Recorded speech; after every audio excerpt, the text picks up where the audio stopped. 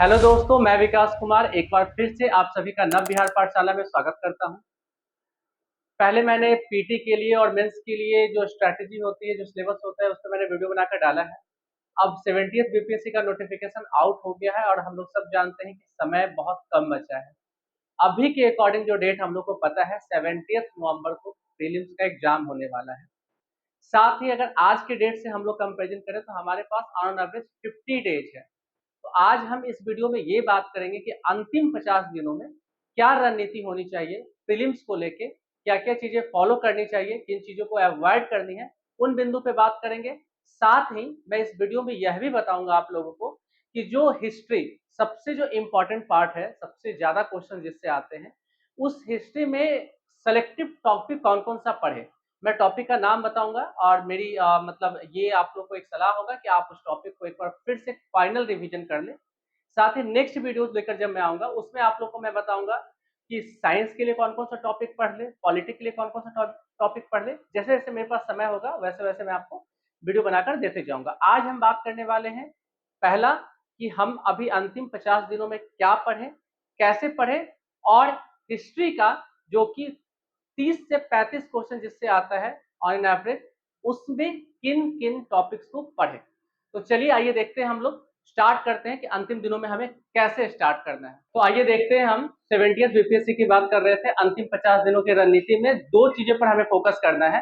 पहला तो फोकस करना है हमें, वो पकड़ना है प्रैक्टिस, और दूसरा फाइनल रिवीजन, क्योंकि अब जो भी हम लोग करेंगे वो फाइनल लेकर चलेंगे, क्योंकि हमारे पास बहुत ज्यादा समय नहीं है। और साथ ही मैं यह भी बोल दूंगा कि जो अंतिम 50 दिन है उसमें इन बिंदु पे भी ध्यान देना है कि हमारे सारे इंपॉर्टेंट फेस्टिवल्स जो है इस बीच ही आने वाले हैं, दशहरा, दीपावली और छठ पूजा। तो उस बीच में आप, मेरा ये सुझाव हुआ कि आप बहुत ज्यादा ऐसा अपने प्रेशर ना ले ले कि नहीं मुझे फेस्टिवल सेलिब्रेट नहीं करना है, मुझे कुछ नहीं करना है। ऐसा कुछ नहीं है। आप एक बैलेंस रूटीन बनाएं। उस रूटीन के साथ आपको ये है कि 2-3 घंटे 4 घंटे आपको अपना फेस्टिवल भी सेलिब्रेट करना है, क्योंकि फेस्टिवल सेलिब्रेट करेंगे तो उससे आप में एक मतलब नई ऊर्जा आएगा। तो उससे आप बहुत खुश भी रहेंगे, आप मेंटली फ्रेश फील करेंगे, और साथ ही आपको अपना स्टडी भी हैम्पर नहीं होने देना है। तो इसके लिए आपको एक बैलेंस रूटीन बनाना है, फेस्टिवल भी करना है, बनाना है, और साथ साथ इस पर भी ध्यान देना है। फिर भी मानकर चलिए कि जो 50 दिन है उसमें 5 दिन 6 दिन 10 दिन तो आपके ऐसे ही चले जाएंगे। तो इन सब बिंदुओं को सोचते हुए आपको आगे देखना है। तो आइए बात करते हैं प्रैक्टिस पे। तो प्रैक्टिस की जब हम बात करते हैं तो प्रैक्टिस में हम दो चीजें देखेंगे। एक तो देखेंगे प्रैक्टिस न्यू सेट का, ठीक, और दूसरा हम लोग देखेंगे PYQ, प्रीवियस ईयर क्वेश्चन। तो इसके लिए प्रीवियस ईयर क्वेश्चन बैंक ले ले, जो भी आपको बेटर लगता है। थोड़ा बहुत त्रुटि जो है, कई सारे बच्चों का शिकायत आता है कि सर कौन सा किस कंपनी का ले, तो मैं किसी कंपनी किसी ब्रांड का नहीं यहाँ प्रमोट कर रहा हूँ, आपको जो अच्छा लगता है आप ले ले। हाँ, थोड़ा बहुत त्रुटि रहेगा उसको आप लोग मिला ले, क्रॉस वेरीफाई कर ले, लेकिन प्रीवियस ईयर क्वेश्चन एक बार लगा ले। साथ साथ मैं ये भी कहूंगा कि पैटर्न बहुत ही चेंज हो गया है, ठीक है, लेकिन क्वेश्चन का स्टैंडर्ड भी बढ़ा है। तो फिर भी प्रीवियस ईयर क्वेश्चन को इग्नोर ना करें, एक बार देख ले कि आपकी तैयारी अब हाई लेवल की होनी चाहिए। तो हाई लेवल की जो तैयारी है, कम से कम जो प्रीवियस ईयर जो क्वेश्चन है वो तो कंप्लीट बनना चाहिए आपका। तो आप प्रीवियस ईयर का क्वेश्चन जरूर लगाएं। साथ ही अभी कुछ और पेपर में क्या क्या चेंजेस हुए हैं उसको लेके भी बहुत सारे इंफॉर्मेशन आ रहे हैं, और कई बच्चों का ये क्वेश्चन भी है, सर क्या क्या चेंजेस होगा। तो मैं आपको ये बताना चाहूँ कि अभी ऐसा कुछ ऑफिशियल नहीं हुआ है, और कुछ बातें ऑफिशियल है वो होगा, और कुछ बातें पेपर में ऐसे भी लिख दिया गया है जो कहीं से भी मुझे लगता नहीं है कि वो हो पाएगा। लेकिन फिर भी देखते हैं, अगर वैसा होता है तो बेटर है। और क्या क्या बदलाव हुए इस पे एक सेपरेट वीडियो मैं बनाकर चैनल पे डाल दूंगा, ताकि आप लोगों के उससे रिलेटेड जो क्यूरी है वो भी खत्म हो जाए। तो न्यू सेट प्रैक्टिस पे ध्यान देना है। न्यू सेट प्रैक्टिस पे आपको क्या करना है, दो माध्यम से आप कर सकते हैं न्यू सेट प्रैक्टिस का। आइए पहले तो बात करते हैं न्यू सेट प्रैक्टिस पे। देखिए हम ध्यान देंगे कि इसे भी हम लोग दो माध्यम से देख सकते हैं। एक तो हम लोग देखेंगे topic wise and topic wise और चैप्टर वाइज। टॉपिक हुआ और फिर सब्जेक्ट वाइज कर सकते हैं। दूसरा देखेंगे हम लोग फुल लेंथ। यह भी मैं कहना चाहूंगा कि अब हमारे पास समय कम बचा है, तो समय कम बचा है तो इस पे हमको कम फोकस करना है, क्योंकि आप मतलब अब अगर टॉपिक वाइज एक दो लगा सकते हैं, लेकिन मैक्सिमम आपको कोशिश करना है जब जैसे जैसे समय कम बचेगा फुल लेंथ लगाने का प्रैक्टिस करें, वो भी विद इन टाइम पीरियड। जो बीपीएससी में आपको समय मिलेगा उतने ही समय में आप लगाने का कोशिश करें। साथ ही टॉपिक वाइज आप स्टार्टिंग में देख सकते हैं अपने आप को इस बात के आकलन के लिए कि आपका कौन सा टॉपिक वीक है और कौन सा टॉपिक स्ट्रांग है, तो आप इस माध्यम से लगा सकते हैं। साथ ही टेस्ट सीरीज कैसे लगाना है मैंने अपने सारे वीडियोज में बताया है, और इसमें भी मैं आपको एक बार रिपीट कर देता हूँ कि टेस्ट सीरीज को ऐसा नहीं लगाना है कि जैसे आपने क्वेश्चन सॉल्व किया और कितने आपके मार्क्स आए, बस मार्क्स कैलकुलेट करना है और उस टेस्ट सीरीज को छोड़ देना, ऐसा बिल्कुल नहीं करना है। जो भी टेस्ट सीरीज आप लगाते हैं, सारा क्वेश्चंस बनाते हैं, सारे क्वेश्चंस बनाने के बाद अगर मान लीजिए आपके जितने भी मार्क्स आते हैं फिर से आपको रिवाइज करना है, क्योंकि कई बार क्या होता है ना कि हम लोग 150 क्वेश्चन में 50 क्वेश्चन ऑन एवरेज तुक्का मारते हैं, कंफर्म नहीं होते। उस 50 क्वेश्चन में 20-25 क्वेश्चन सही हो जाते हैं, 20-25 क्वेश्चन गलत हो जाते हैं। तो जो गलत हुए हैं उसका भी देखना है सही आंसर क्या है, उसको एक नोटबुक पे नोट करना है। साथ ही जो 25 क्वेश्चन सही हुए हैं उसका सिर्फ मार्क्स कैलकुलेट करके नहीं छोड़ना है, उसको भी देखना है, क्योंकि आप कंफर्म नहीं थे, आपने तुक्का मारा है, हो सकता है वही क्वेश्चन जो नेक्स्ट टाइम रिपीट हो तो आप उसका गलत आंसर लगा दें, क्योंकि आपको पता नहीं है कि उसका सही आंसर क्या है, आपने तुक्का मारा और तुक्के में वो सही हो गया। तो मेरा एक सजेशन होगा कि आप जो भी टेस्ट सीरीज बनाते हैं उसके बाद क्या कीजिए कि टोटल टोटल 150 क्वेश्चंस के क्या क्या सही आंसर है उसको देखना है। एक तरह से वो आपका रिवीजन हो जाएगा, और जो पॉइंट आपको इंपॉर्टेंट लगता है उसको आप एक नोटबुक पे नोट कर लें, ताकि आप जब भी टेस्ट सीरीज लगाने जाए नेक्स्ट उसको रिवाइज करके जाए। ये एक सही स्ट्रैटेजी होगा, और मैंने भी अपने जब भी मैंने बीपीएससी का एग्जाम दिया मैंने इसी को फॉलो किया है, चाहे वो 64th हो, 65th हो, 66th हो, तीनों का ही पीटी क्वालिफाई किया मैंने, तीनों में मैंने इस स्ट्रैटेजी को फॉलो किया है। ठीक है, तो इस तरह से आप लोग न्यू सेट प्रैक्टिस कर सकते हैं। और इसके बाद हम लोग बात करेंगे फाइनल रिवीजन पे। देखिए फाइनल रिवीजन की बात जब हम करेंगे तो फाइनल रिवीजन में हम सबसे पहले ये देखेंगे कि हमें कौन कौन सा सब्जेक्ट है। ठीक है, क्योंकि सब्जेक्ट मैटर तो करता ही है, क्योंकि आपको अभी स्ट्रेटेजी ये अपनानी है कि जिससे ज्यादा क्वेश्चंस आते हैं उस पर ज्यादा फोकस करना है। तो मैं हमेशा से कहा हूँ साइंस और हिस्ट्री, इसलिए सबसे पहले मैं हिस्ट्री और साइंस के बारे में ही बोलूंगा। ठीक है, तो यहाँ देखते हैं, हिस्ट्री हो गया, साइंस हो गया, पॉलिटी हो गया, ज्योग्राफी हो गया, इकोनॉमिक्स हो गया, और मैथ। मैथ को इग्नोर नहीं करना है। साथ ही मैथ जो पहले था रीजनिंग नहीं पूछा जाता था, लेकिन आप पहले के एक दो बीपीएससी में देखेंगे कि एक दो क्वेश्चन रीजनिंग भी पूछे जाने लगे हैं, इसलिए आपको रीजनिंग भी ध्यान देना है। मैथमेटिक्स बहुत हार्ड नहीं होता है, बस प्रैक्टिस की जरूरत है। 10th तक सबने मैथमेटिक्स पढ़ा है, इसलिए ये बिल्कुल ना सोचे कि जो इंजीनियरिंग बैकग्राउंड के हैं, जो मैथ्स बैकग्राउंड के हैं, उनका बहुत अच्छा होगा और आपका नहीं होगा। और हाँ, इंजीनियरिंग बैकग्राउंड वाले और मैथ बैकग्राउंड वाले वो भी ओवर कॉन्फिडेंट नहीं हो कि आप उससे हैं तो आपको प्रैक्टिस की जरूरत नहीं है। वीक में एक बार प्रैक्टिस कर लेना है। 10th स्टैंडर्ड का आर एस अग्रवाल का बुक से आप देख सकते हैं, पहले जो जो टॉपिक से पूछे गए उन टॉपिक से 10-10 क्वेश्चन भी लगा ले, जो जो रीजनिंग्स पूछे गए हैं सिंपल उनको एक बार देख ले। इससे क्या होगा कि 10 आउट ऑफ 10 आप स्कोर कर सकते हैं, और ये आपके फाइनल सिलेक्शन में बहुत हेल्पफुल होगा। जो एक दो नंबर से रह जाते हैं ना, वो वाला प्रॉब्लम आपका सॉल्व हो सकता है, इसलिए मैथ को इग्नोर नहीं कीजिए। ठीक है, और अगर मैं मैथ को इग्नोर किया होता तो शायद मेरा रिजल्ट नहीं होता। ठीक है, मैं मेरे सारे रिजल्ट्स में मैथ बहुत इंपॉर्टेंट रोल प्ले किया, हमेशा मेरा 10 आउट ऑफ 10 सही हुआ है, इसलिए मैं बोलूंगा मैथ हमेशा मैथ को इंपॉर्टेंस दे। ठीक, अब बात हम करते हैं हिस्ट्री के लिए। तो हिस्ट्री तो मैंने बता ही रखा है, आप इसका फाइनल रिवीजन के तौर पे चले, जहां से भी आपको लगता है वहां से आप रिवाइज करें। कौन कौन से बुक मैंने पढ़ा था या पढ़ना चाहिए, मैंने अपना सजेशन पहले वाले वीडियोस में दे रखा हूँ, पीटी के लिए भी मेंस के लिए भी। आज मैं बस आपको टॉपिक बता रहा हूँ, history, science, polity, geography, economics. Economics के लिए मैं आपको बस एक ये जरूर बोलूंगा कि बजट और इकोनॉमिक सर्वे बिहार का भी और इंडिया का भी दोनों ही बहुत अच्छी तरीके से देख ले।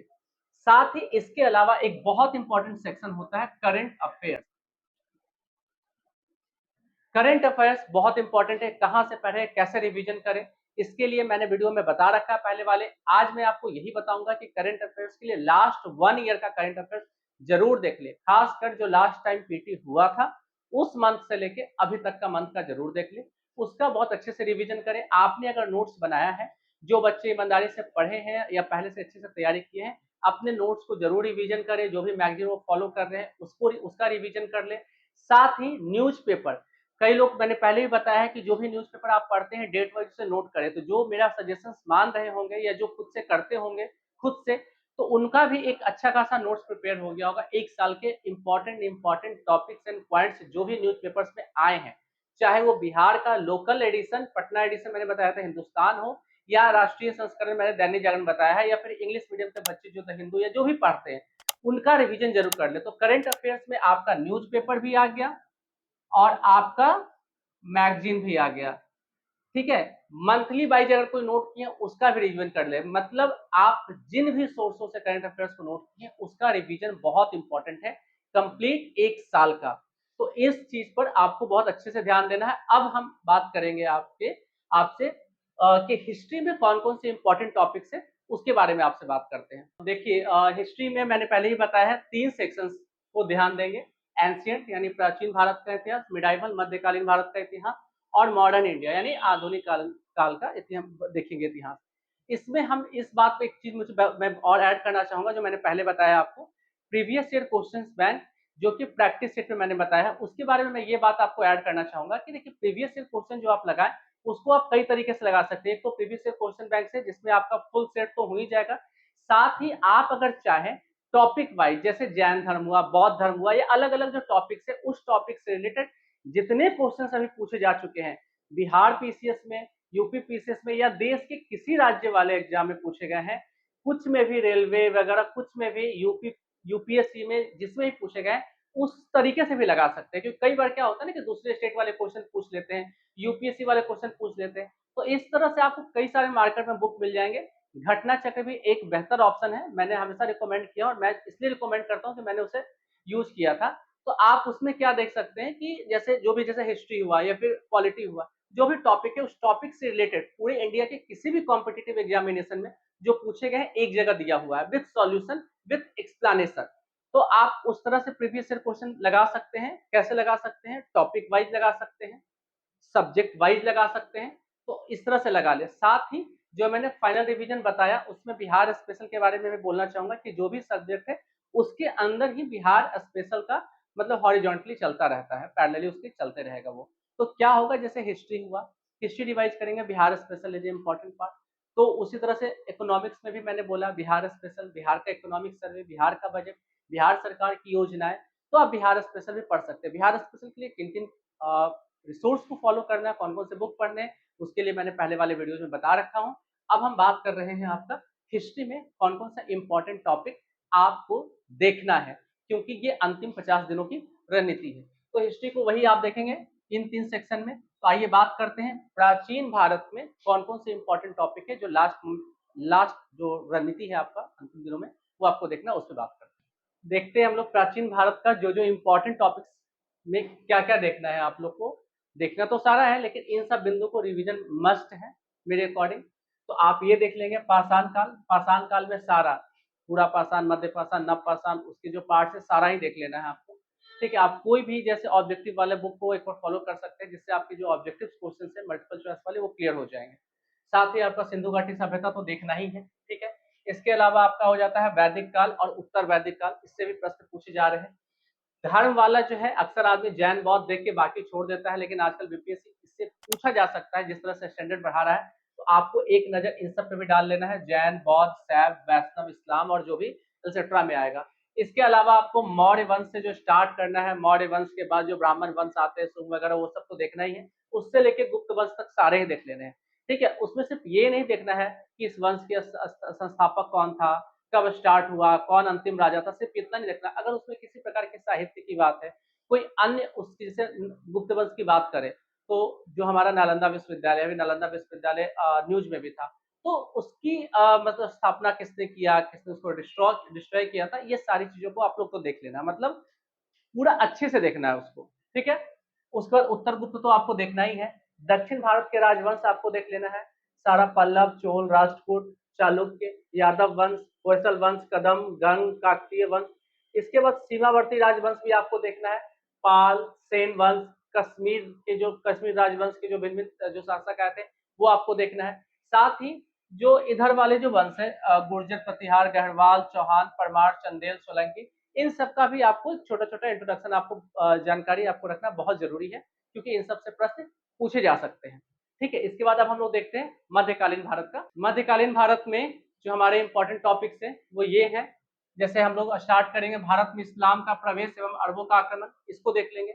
इसी दौरान जो हमारे जो वंश स्टार्ट होते हैं आपका, दास वंश, खिलजी वंश, तुगलक वंश, सैयद, लोधी, प्रशासन, कला, साहित्य, इन सबको देख लेंगे। इसके बाद विजयनगर साम्राज्य के देख लेंगे, बहमनी देख लेंगे, सूफी और भक्ति आंदोलन बहुत अच्छे से देख लेंगे, मुगल वंश। लेकिन हाँ, एक चीज मैं आपको जरूर बोलूंगा कि जैसे भी जो भी वंश हम लोग देखेंगे तो सिर्फ सिर्फ उसका संस्थापक वगैरह नहीं देखना है, उसमें उसका प्रशासन कैसे चलाया जाता है, प्रशासन को लेकर कुछ इंपॉर्टेंट पार्ट है वो देखना है। जैसे तुगलक वंश में है, उसने प्रशासन संबंधी क्या क्या चेंजेस किया था, कहाँ राजधानी बदली थी, इन सब बिंदु को देखना है। वंश का मतलब सिर्फ ये नहीं कि कब स्थापना हुआ, कब संस्थापक, ऐसा कुछ नहीं है, सब कुछ देखना। प्रशासन, कला, साहित्य, मुगल वंश में कला और साहित्य को देख लेना है कि जिस तरह से प्रश्नों का जो लेवल बढ़ रहा है तो इनसे प्रश्न पूछे जाने की संभावना ज्यादा हो सकती है। महत्वपूर्ण लड़ाइयां एवं संधि, इन राजाओं ने किन किन से लड़ाइयां की, क्या क्या संधि हुए, इन सारे बिंदु को देख लेना है, क्योंकि हमेशा से मध्यकालीन भारत से क्वेश्चन जो है कम पूछे गए हैं। सबसे ज्यादा प्रश्न पूछे जाते हैं आपको आधुनिक भारत से और फिर प्राचीन भारत से। मध्यकालीन भारत का नंबर हमेशा इन दोनों के बाद आता है, फिर भी इसे इग्नोर नहीं करना है, ये भी बहुत इंपॉर्टेंट है। अब हम लोग देखेंगे आधुनिक भारत में कौन कौन सा इंपॉर्टेंट टॉपिक्स। आधुनिक भारत के जो इंपॉर्टेंट टॉपिक्स है इसको देख लेते हैं। ठीक है, तो सबसे पहले हम लोग इससे ही स्टार्ट करेंगे। आधुनिक भारत का जो स्टार्ट होता है, मुगल वंश का पतन प्लस यूरोपीय कंपनियों का आगमन, ये दोनों पैरेलली चलता है, तो इन दोनों को उस टाइप से ही पढ़ना है, पूरी अच्छी तरह से रिवीजन कर लेना, इससे क्वेश्चन आते ही हैं। इसके अलावा ब्रिटिश औपनिवेशिक नीतियां जो 1857 से 1947 तक का है, उसको एक बार गो थ्रू हो लेना है। उसकी जो इन बिटवीन द लाइन कहते हैं वैसे पढ़ना है, अच्छे से पढ़ना है, छोटे छोटे टॉपिक्स याद रखने हैं। कहाँ से पूछ दिया, जैसे 1935 का अधिनियम है, कुछ कुछ इस टाइप से कहाँ से पूछ दिया जाएगा आपको पता नहीं होगा, और फिर वो चला जाएगा मार्क्स। एक बार आप पढ़ लेंगे तो उन प्रश्नों को आराम से आप हल कर सकते हैं। अब आगे देखते हैं 1857 की क्रांति, इसका हर पहलू, इसके केंद्र कहाँ कहाँ थे, कौन कौन इसके नेता थे, किन किन क्षेत्रों में यह फैला था। ठीक है, बिहार और वीर कुंवर सिंह से रिलेटेड चीजों को तो बहुत अच्छे तरीके से पढ़ लेना है। बिहार स्पेशल में एक क्वेश्चन हर बीपीएससी में पूछा ही जाता है इससे। इसके अलावा जनजातीय विद्रोह जो झारखंड वाले क्षेत्र में हुआ है, उनके कौन कौन नेता थे, कि कहाँ कहाँ क्षेत्र था। इसके अलावा आपका देखना है अंग्रेजी शासन के विरुद्ध जो भी महत्वपूर्ण विद्रोह हुए हैं, उनके नेता, ये सारे देख लेने हैं, कब हुए हैं, टाइम पीरियड, किन क्षेत्र में हुए हैं, उन सब चीजों को देखना है। किसान आंदोलन, ये भी बहुत इंपॉर्टेंट है। ठीक है, स्वामी सहजानंद सरस्वती से जो रिलेटेड है वो चीजों को देख लेना है आपको। ठीक है, अब बात करते हैं हम इधर वाले में, इसी से आगे देखते हैं। तो सामाजिक सुधार, सामाजिक सुधार वाले में देख लेंगे।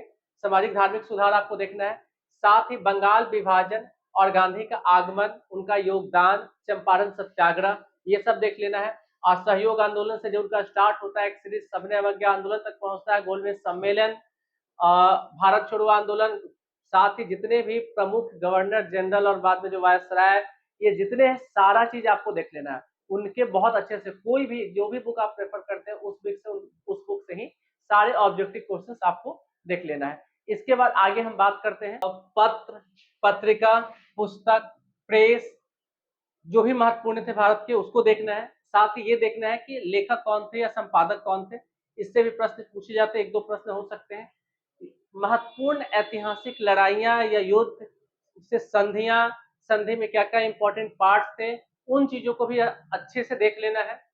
साथ ही राष्ट्रीय आंदोलन से संबंधित जो भी घटनाएं थी, एक टेबुलर फॉर्म में बहुत सारे आपका जो ऑब्जेक्टिव वाले बुक है, जैसे लूसेंट में या और भी स्पीडी कई सारे बुक है, उसमें एक टेबुलर फॉर्म में दिया हुआ है राष्ट्रीय आंदोलन से संबंधित महत्वपूर्ण घटनाएं कब घटी, कौन से उसमें इंपॉर्टेंट पर्सनालिटीज थे, क्या उनके साथ हुआ, वो आपको देख लेना है। भारत के महान शहीद, इनको भी एक नजर डाल लेना है। साथ ही कांग्रेस अधिवेशन, इससे प्रश्न हर बीपीएससी में लगभग पूछे जाते हैं, कब हुआ, कहां हुआ, किसने अध्यक्षता की। नंबर्स ज्यादा हैं लेकिन इंपॉर्टेंट कौन कौन है ये आपको पता चल जाएगा जब आप 2 से 3 बार पढ़ेंगे। बिहार से रिलेटेड हो, झारखंड से रिलेटेड हो, इंपॉर्टेंट पर्सनालिटी से रिलेटेड हो, प्रथम मुस्लिम अध्यक्ष कौन थे, प्रथम महिला कौन थे, गांधी जी ने किसकी अध्यक्षता की थी, कब किए थे, इन ये सारे इंपॉर्टेंट हो जाते हैं, इससे पहले भी प्रश्न पूछे गए हैं, इसलिए इन बिंदुओं को अच्छे से देख लेना है। इस तरह से मैंने आपको हिस्ट्री के जो इंपॉर्टेंट टॉपिक्स है वो आपको बता दिया है। इसके बाद मैं नेक्स्ट वीडियो में आपको साइंस एंड पॉलिटिक्स से रिलेटेड जो इंपॉर्टेंट टॉपिक्स हैं, जो अंतिम 50 दिनों में आपको एक बार फाइनल रिवीजन के तौर पे देखना है, वो मैं आपको बताऊंगा। चलिए इसी के साथ आप सबको, आप 70th बीपीएससी के लिए मतलब आप अच्छे से तैयारी करें, यही हमारी मेरी विशेष होगी आप सबके लिए। Thank you so much.